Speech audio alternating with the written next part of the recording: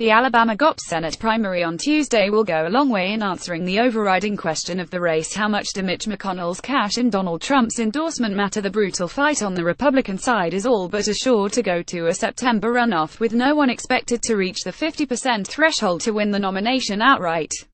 Sen. Luther Strange has the backing of Trump, who remains immensely popular in Alabama and cut a robocall for the senator on Monday, and millions in ads from a McConnell-blessed super PAC.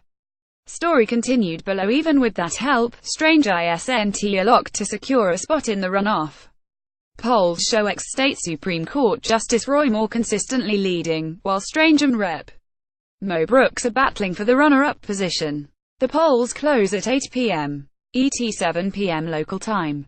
Here are Politico's 5 things to watch as Moore, Strange and Brooks vie for the top 2 slots to advance to the September 26th runoff. Where does Strange land, and what does it mean with a massive cash advantage, powerhouse endorsements and the advantages of incumbency? Strange should be the frontrunner. But swirling questions about how he was appointed to the seat by the disgraced ex-Gov. Robert Bentley have dogged Strange throughout his campaign. Luther Strange is the first opportunity voters have to put a head on a spike for all the corruption that's been going on in Republican politics in the last 3 years, one former Alabama GOP official said. Strange denies any impropriety and instead touts his record of taking on corruption as the twice-elected state attorney general. But should Strange somehow not make the runoff, HES consistently placed second in polls, though the margin between him and Brooks is narrow. It would be a huge embarrassment for McConnell and establishment Republicans who have invested millions to help Strange secure the nomination. Will Trump's endorsement amount to anything in a race in which the candidates have tripped over each other trying to align themselves with the president? Strange can proudly claim he is Trump's man. Trump announced the endorsement in a surprise tweet last week, tweeted again on Monday to boost the senator, and recorded a robocall to help get out the vote on Election Day. How much Trump's imprimatur matters is unclear, but Strange isn't hesitating to remind voters of it at every turn. By signing up, you agree to receive email newsletters or alerts from Politico. You can unsubscribe at any time.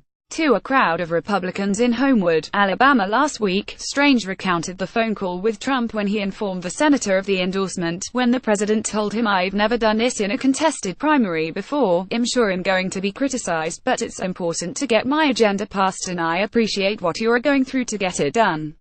So, I can't say anything more than what the president himself has said," Strange told local party activists in the Birmingham suburb. "I hope you will bear that in mind."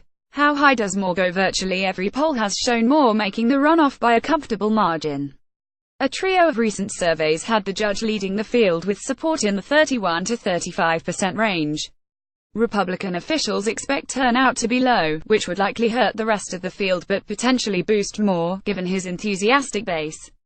At the same time, Moore's campaign is floating the idea that he could exceed expectations and win somewhere above 35%, but probably below the 50% needed to clinch the nomination outright. Moore's campaign is also banking on Trump's endorsement making only a marginal difference in the primary. "I'm sure it's got some effect on some people, but I don't sense the folks I'm talking to are being moved by it," said Moore campaign chairman Bill Armistead. "I think the die is pretty well cast." What does the outcome signal for the runoff? Strange is struggling even with the support of the president and the GOP establishment.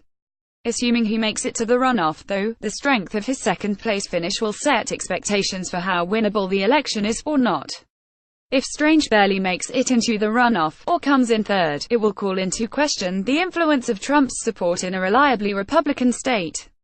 If Strange exceeds the low 20% support HES gotten in recent polls, he'll still face a tough battle against Moore, but won't have to field a wave of questions about his ultimate viability or the power of Trump's endorsement.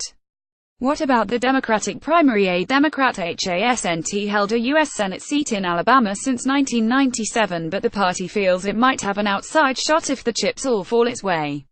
7 candidates are running for the Democratic nomination, but 2 are really in play: former U.S. Attorney Doug Jones and Robert Kennedy Jr., a Navy veteran and business executive who's unrelated to the Kennedy family.